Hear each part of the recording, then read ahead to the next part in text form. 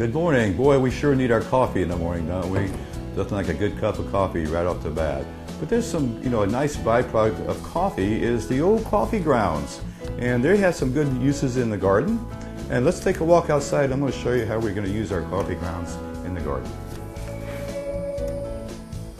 Now we could use coffee grounds in our garden.